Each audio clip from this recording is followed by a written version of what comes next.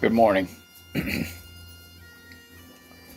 I made a video not too long ago called An Old Man's Advice, but I received several requests to continue on with that, and so I've decided to share a little bit about myself and my life and my hardships and my successes with you.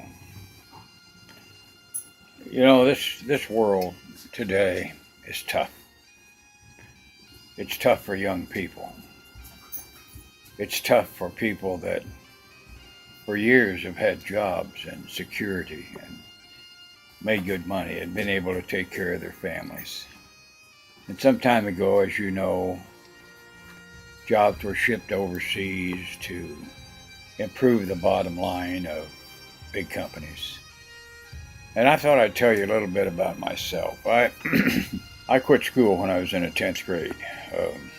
My mother and father left me standing on a street corner, and so it was up to me to make it. And I had a job working at a shell filling station. And I went to the owner and I told him my situation. And I was making $1 an hour, and I asked him if I could work more hours. And so I began working 90 hours a week. And during that time, my home was the back of an old car. And I worked my 90 hours a week. And I took my baths in a filling station restroom. And I washed my clothes, my private clothes, in the sink. And once in a while, when I was really hungry, I would go to the grocery store and snitch an apple or an orange. Now, this was in the 50s. Things were a lot different than they are now. And I'm convinced that the owner of the grocery store knew what I was doing, because it was about a half a block away from where I worked, and he knew me. Now, I've said before that good things nor bad things last forever, and that's true. And I began to learn different things. I knew in my soul that if I had nothing to offer, I was as far as I was going to go. Now, unemployment at that time was very high. On the other hand, in the 50s, you could go into a corporation and ask for a job and get it. And after I'd worked 90 hours a week for a long time, I went into the service. I was 17. In the service, I taught myself to read and write. The first book I picked up was a book written by Louis L'Amour and had 196 pages in it. I'll never forget it. It was a cowboy story, a western. And there were words in there that I didn't know, I didn't understand. I had no idea what they were.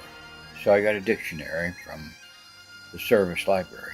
And as I would read, if there was a word that I didn't understand, I would look it up. And I will tell you now, it took me almost 3 weeks to read 196 pages.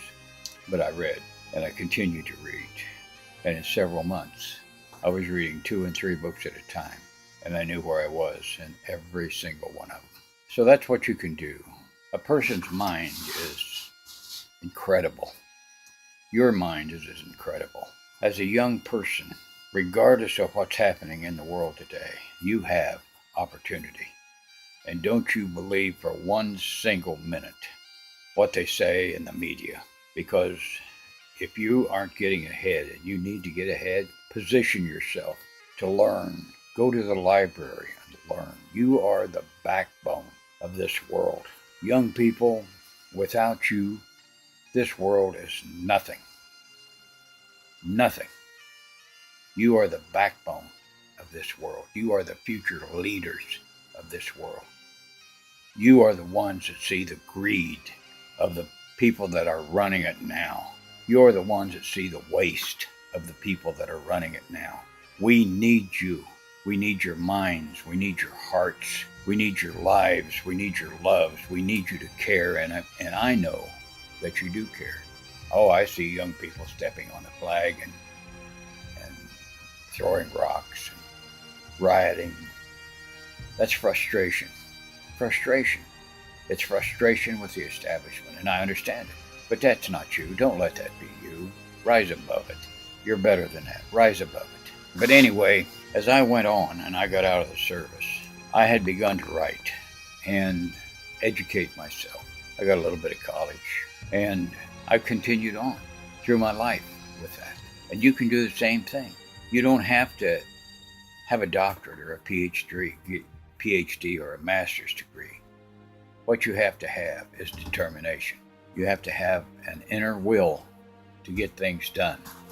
You have to have a desire, and I know the desire is there because, as I said before, without your brains, without your ambition, without your drive, this world will be nothing. Nothing, because old people like me die off. I have been successful, not tremendously successful, but I have a decent retirement. I live with my lovely wife in Arizona. I've had financial problems. Everyone has those. But you can't stop. You can't quit. You can't say, I'm a failure. You're not a failure. You're not. You're a wonderful, strong, intelligent youngster. Take advantage of that. Trust in God. Trust in yourself. And step forward. Put one foot in front of another. Let me give you an example. I've had a couple of businesses. They weren't tremendously successful, but they were successful. I've written books. I have presently probably 13 or 14 books in publication. My latest is Copper Penny. It's in paperback on Amazon. Look it up. So you can do it. I did it. You can do it. I'm 76, and to my last breath, I will encourage young people because I love them. I will encourage young people because I know they are the future. You are the ones that must save the oceans. You are the ones that must save the air, because those that are in power, the bottom line, unfortunately for many, many of those in power all over the world, is wealth and power over others. So I'm going to close this now, but I just wanted you to know that people like me, old soldiers, old people, we understand. And as old as I am, I would pick up my cane and defend you to my last breath because I love you. So I'm going to stop now, but just remember, never quit. Never quit.